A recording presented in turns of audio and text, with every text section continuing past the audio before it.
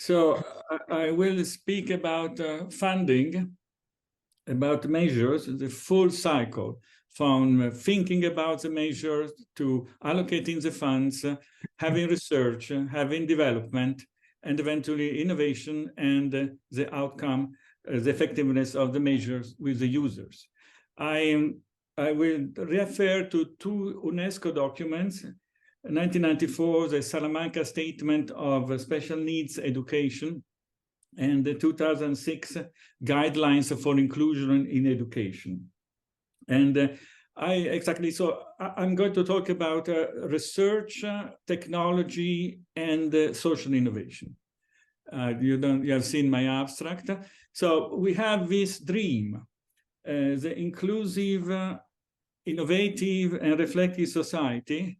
I think Rocco remembers the moment. It was in 2013, before 2014, and it was at the European Parliament, the Commission ITRE, Industry, Research and Energy, who proposed the adoption of a societal challenge on this. Inclusive, innovative, and reflective societies. The supporter, the undersigner of this measure, were Maria Carvalho da Grassa, Silvia Costa, Christian Ehler, and Patrizia Toia. That was, if you want, an effort of the Popular Party. You see, it was quite ranging, but I wanted to apologize for speaking only about Europe, but Europe is actually the only place in which such a measure has taken place. And I know it to a certain extent, so I wanted to introduce it to you. You see, we have a commissioner, currently a lady from Bulgaria, Iliana Ivanova. She is the Commissioner for Innovation, Research, Culture, Education, and Youth. And what happens in her commission has a cascade effect on the ministries in all member states. So it's quite important what we are doing in this regard in Europe. As you see, inclusion is number 3, participation is number 4, and social innovation is number 6. So these are the items I wanted to talk about. And currently, the societal challenge, inclusive, innovative, and reflective, has been substituted in Horizon 2 with Cluster 2, culture, creativity, and inclusive society. As you see, inclusion remains, culture and creativity, it's there. Reflection has gone. I mean, I've written a paper, where has reflection gone? But these things happen. And here again, we have a social inclusive,ness and such transformations. Now, we have infrastructures, and we have big infrastructures. We have big research infrastructures. We have a big research infrastructures on aging, for instance, which is, as we have seen, also a part of disabled persons. And we can do more on this, but it's up to our government, and it's up to us to bring our government to decide to invest money in this kind of research. But first and foremost, social innovation. Social innovation is a European specificity. We have this idea expressed by the President of the Republic of Portugal in 2017. The backbone of all European research policies, social innovation. Now, what is social innovation? Is meeting unmet needs in society. And does it solve the problem? Does it cost right? Is it universally accepted? And I think Rocco and Christoph remember well Norbert Blum, the Minister of the Workforce in Germany in 1994. He implemented the Pflegeversicherung, the care insurance, which was a major development for having financial instruments to take care of long-term health problems and also of disability. Now, the social infrastructure, so services for the disabled are part of social infrastructures. I've been talking about this a number of times already. So it's about healthcare and about long-term care and about housing and learning.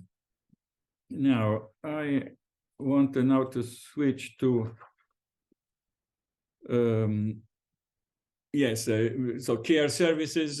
For instance, at my university in Tor Vergata, I see every day buses coming and going with disabled students on wheelchairs, and it works very well. And these students are having an effective experience of studying and learning at the university. Now. Education. So we have this idea of digital. So I'm quoting a document of the Commission, political inclusion again, technological advances, digital education inclusiveness. And for this we have, and this is what I have some case studies for. This is e-inclusion.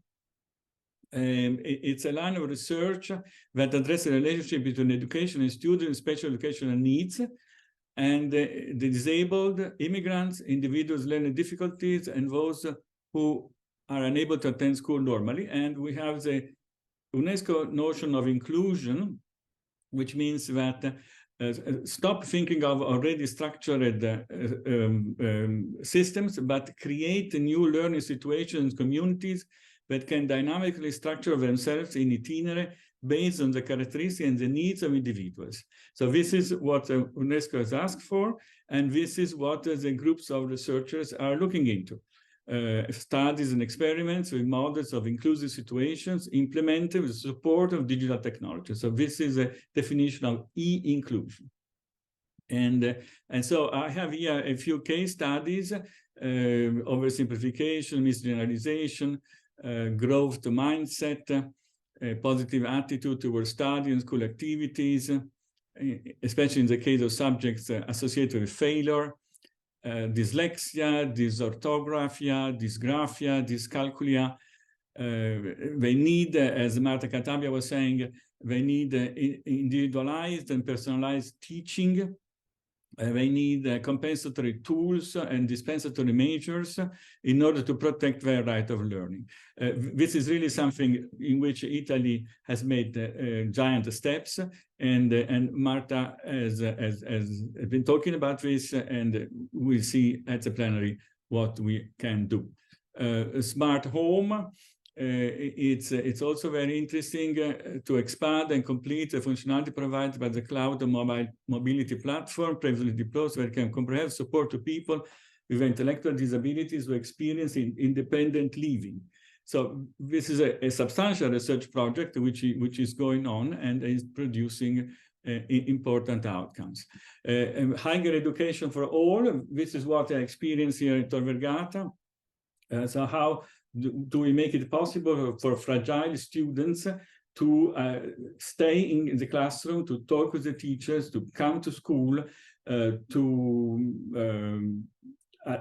be addressed, to be impaired with access to digital resources? It's a very nice research project that I have been following a few years ago. Share Hub. Social sharing system, the sharing of digital resources, visual rehabilitation, assessment of accessibility in the field, aggregator of software, games, videos, self-produced resources, growing database, stakeholders. Okay, and now I was thinking of being short, so I'm going to be short. Let me look at these two scenarios. This is a document that's been prepared by a group I was working with. It's called Cross Migration, and they have prepared a worst case scenario and the best possible scenario. Now, if we have a worst case scenario, we have a unilateralism, economic crisis, inequality, no international cooperation, large financial gap, social inequalities, the European Union dissolving, protectionist, isolationist policies, and as little mobility as possible. Very few applicants are granted asylum, and visas are generally difficult to obtain. So this is a worst case scenario. But we have a best possible scenario.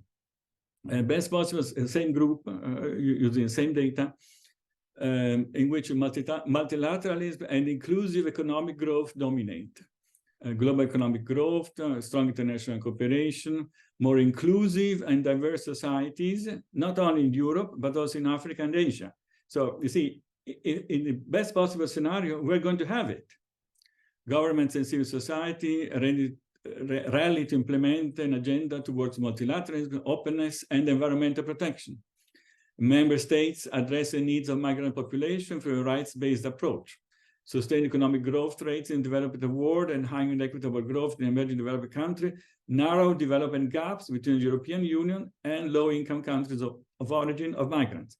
Labor markets offer attractive job opportunities. So these are two scenarios.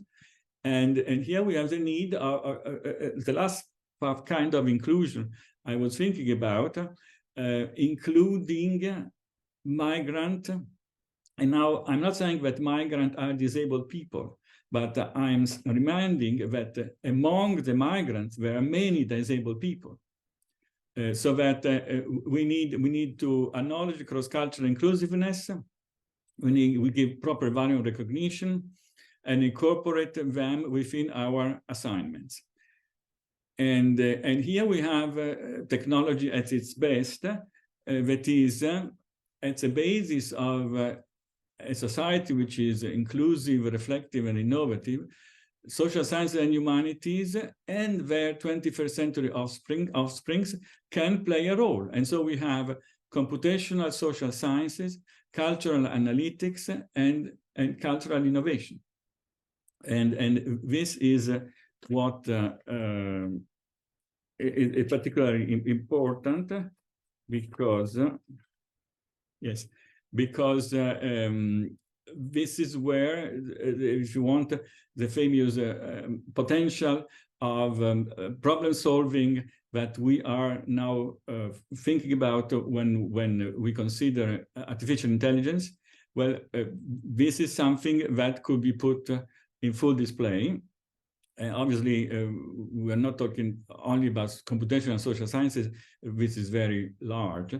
I was more thinking about e-inclusion, so educational inclusion, and how these two documents of UNESCO can be implemented for ensuring inclusion of disabled during their education lifetime and also during long life learning. And here it is. Thank you very much for your attention.